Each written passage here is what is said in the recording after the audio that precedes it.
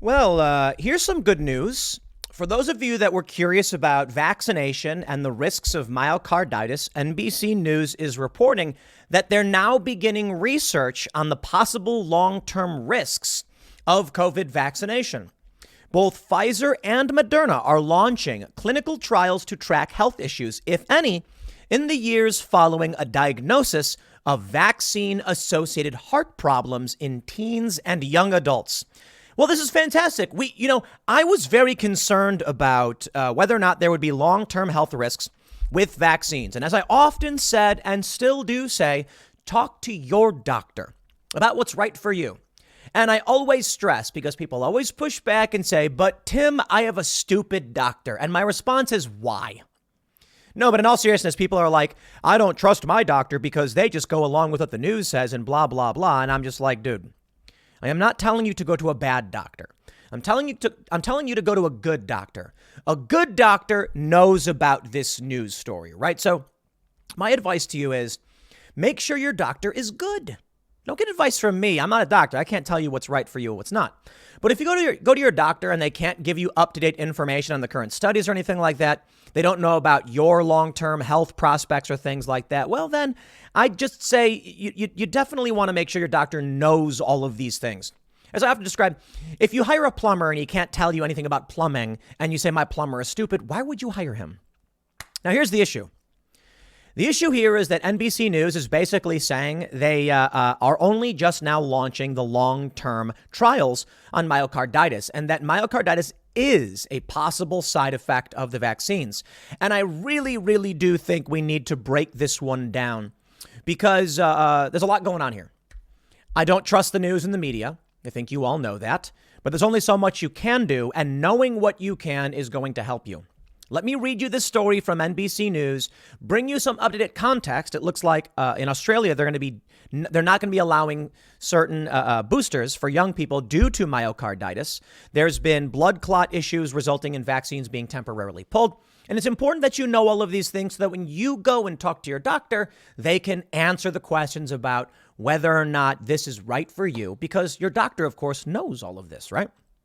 NBC News reports.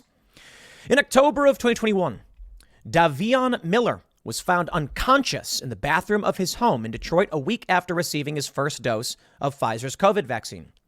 He had known something was wrong. Then, 22, he had started experiencing chest pains 2 days after getting vaccinated, followed by fatigue, shortness of breath, and dizziness. Wow. Well, that's crazy. Unrelated. I've heard a bunch of stories recently about people who passed out and they or suffered cardiac arrest or died from cardiac arrest. There was one story where a young, 18-year-old kid was playing tennis and then he just collapsed. And they said his heart stopped, like it just stopped, like not a heart attack. Someone corrected me on this. They said, Tim, a heart attack is a myocardial infarction. And that's, what is that? Like blood restriction to the heart causes necrotic tissue to, tissue to die or something. I'm not a doctor. I have no idea. But they said that cardiac arrest meant the heart just stopped. And I'm like, oh, okay. They kept the kid alive through CPR and they were like massaging the legs and all that stuff to make the blood move. And then the kid came to. Sounds very similar to this. This dude passed out. I wonder if it was just he wasn't getting enough oxygen to his brain or something. I don't know if they're related. OK, just look, I will say things and then you can make any assumption you want. But I urge you to talk to a well-versed doctor about these things. Miller was rushed to Henry Ford West Bloomfield Hospital, where he was diagnosed with myocarditis, an inflammation of the heart muscle, and pericarditis, an inflammation of the outer lining of the heart. His doctor advised him not to receive a second dose of either the Pfizer or the Moderna vaccines. I was like, that's crazy, Miller said, noting that he knows the heart inflammation condition following vaccination is extremely rare. Miller is one of a very small group of people in the United States who have experienced myocarditis following vaccination of the Pfizer-BioNTech or the Moderna COVID vaccines based on mRNA technology. Myocarditis is a condition that has long been linked to a number of viral infections, including influenza, Coxsackie viruses. Is that how you say that? Coxsackie viruses, as well as COVID. It's also been observed as an infrequent but worrisome side effect of the mRNA COVID vaccines. They ask, are there long-term risks of myocarditis? Of the hundreds of millions of COVID vaccine doses given in the U.S. since late 2020, there have been around 1,000 reports of vaccine-related myocarditis or pericarditis. Full stop. Vaccine-related is specific to this. That is to say, they have specifically identified instances where vaccines have caused these two phenomena, these two conditions, about 1,000 reports. There have been, my understanding is, many, many more reports of myocarditis, but there is an argument that they could be caused by other issues. This is a difficult thing. Look, obviously, we want to understand whether there is a risk for serious illness or heart issues because of the COVID vaccine. And because we know that there have been these reports, some people will immediately assume that any and all myocarditis or pericarditis was caused by the vaccine. But I mean this in all seriousness, my friends. I said this in an uncensored members show. We were having an argument about vaccine injury, and I said, what if these injuries are caused by COVID? Remember in the early days of COVID, we saw videos of people collapsing in the street? Why would you assume it was or wasn't COVID? Look, the left is going to say all of this is COVID, and not everybody, but many on the right are going to say all of this is the vaccine. And I'm like, dude, we don't know. Do the research that you think and talk to a doctor who knows about this so they can give you their assessment. Well, people often, they say a lot of that, how could all of these deaths be happening? There's like a bunch of news reports about people suddenly dying. And they're like, well, what changed in the past 2 years? And I see many people saying it's mass vaccination. And I like to point out there's also COVID, which killed people. I wonder why it is that governments were so freaked out about this. And if you want to believe it's the vaccine, sure, there have been some reports of this, and it's possible.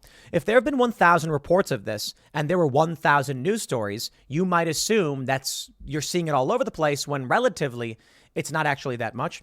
But here's what I have to say. I don't know. I'm not a doctor. I will not immediately jump to conclusions.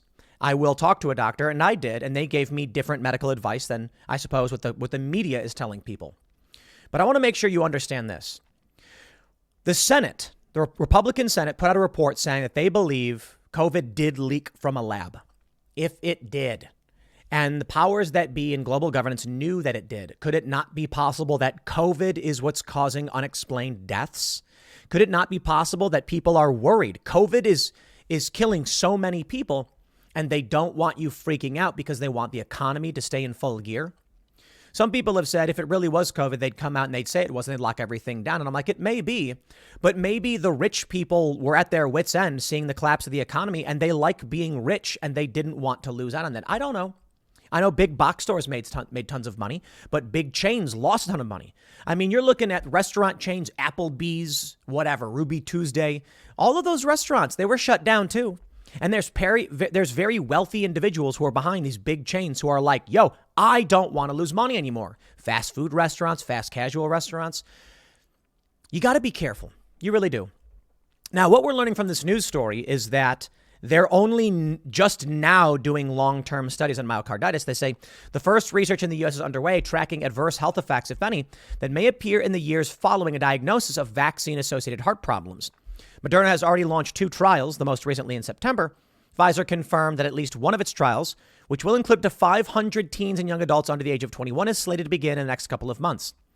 The FDA has required the drug makers conduct several studies assessing the potential long-term impacts of myocarditis as part of its approval of the mRNA COVID vaccines in the U.S.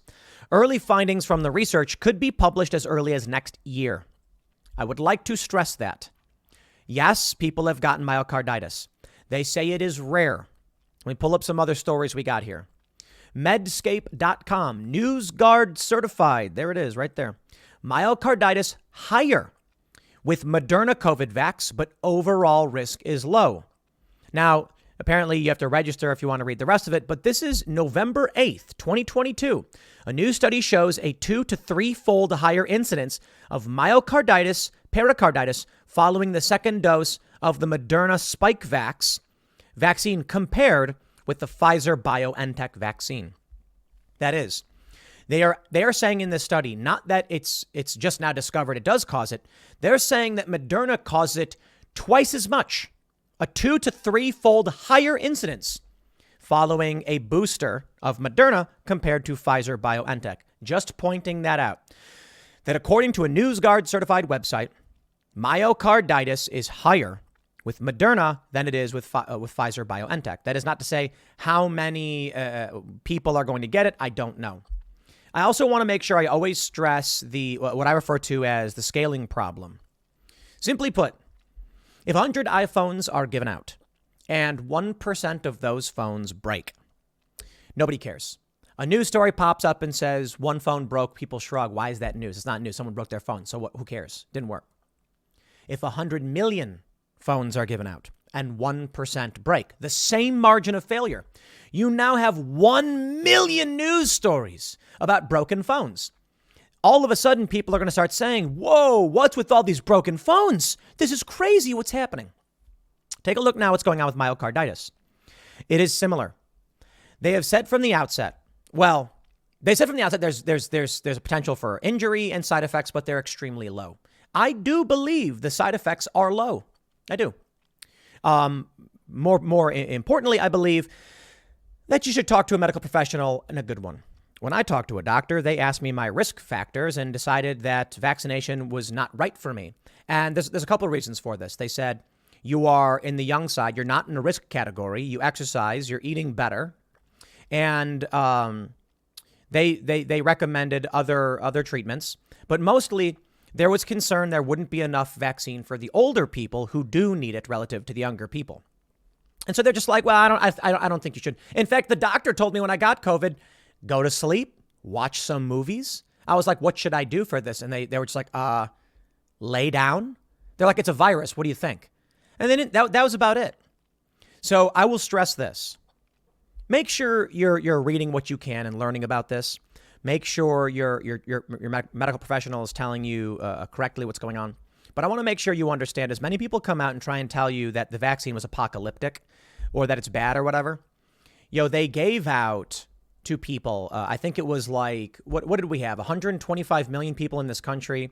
I think 125 million were vaccinated. Then around half of those were vaccinated more than once. And then you had a smaller percentage that have 3, 4, or even 5 boosters. I mean, it's crazy. Now, of course, there was a big push from pharmaceutical companies because they were making money off this. There were guaranteed contracts, government mandates. My problem is the libertarian element of this, the liberty element, that they were mandating it. Like, get out of here with that stuff.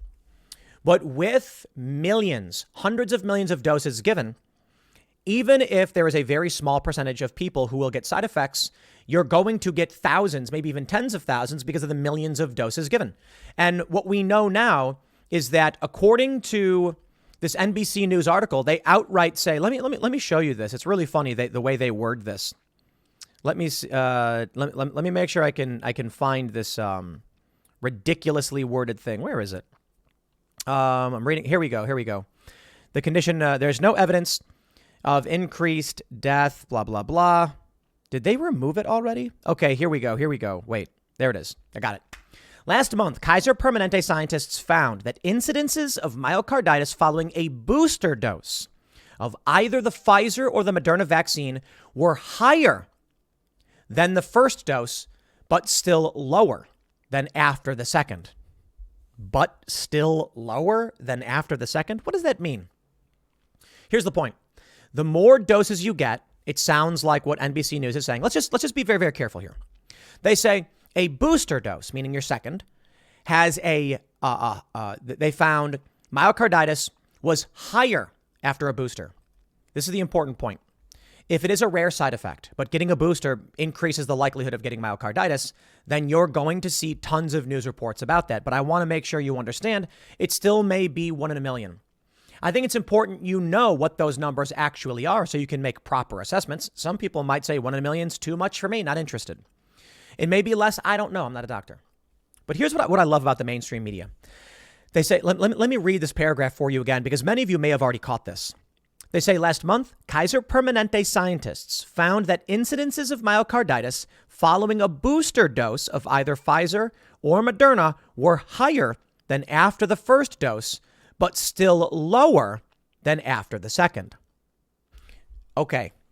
Confused? Let me break it down for you. A booster dose. What does a booster dose mean? It means any vaccine after the first. When they say a booster dose higher than after the first, then it's clear what they're saying. There's a first dose, then there's a booster dose, then there's an after the second. I love how they worded this. What comes after the second? The third dose. So let me try and break down this ridiculous paragraph for you. We love the media, don't we? What they are saying, myocarditis is higher in a booster dose, meaning dose number 2 of the vaccine has a higher incidence of myocarditis, but still it's lower than after the second. Okay. They're saying with each dose, they found an increased risk of myocarditis. That's just what it says. And it's worded so strangely. I don't understand. But still lower? What? They said incidence of myocarditis following a booster. Higher than the first, lower than after the second.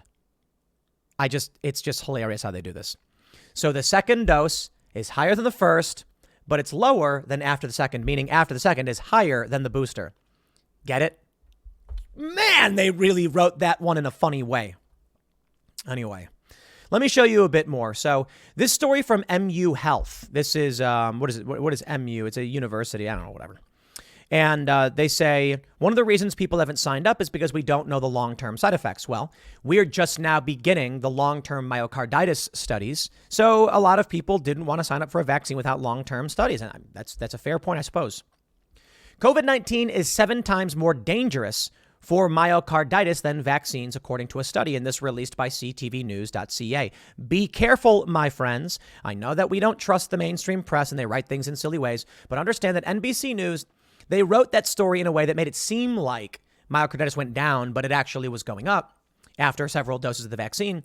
But you do have reporting that COVID-19 is more dangerous for myocarditis, and I believe it. I believe it because I know people personally who have gotten blood clots and myocarditis despite being unvaccinated. And a lot of people push these memes where they're like, the unvaccinated aren't complaining about it. And I'm like, I mean, they are. They are, though. Look, I'm not telling you what to believe, okay? I'm just telling you to be careful. And that's why I keep saying talk to a medical professional who knows all about this, and they can give you the better data than I can. You can say you don't trust CTV. Absolutely. I agree. I wouldn't trust them either. So I roll my eyes at this. I'm just letting you know, I do know people who got blood clots all over their body and were not vaccinated. So we think it's COVID. And it's kind of scary. And I'll stress that point again. Why assume the vaccine? Here's a potential conspiracy theory for you. And it's not even that far-fetched.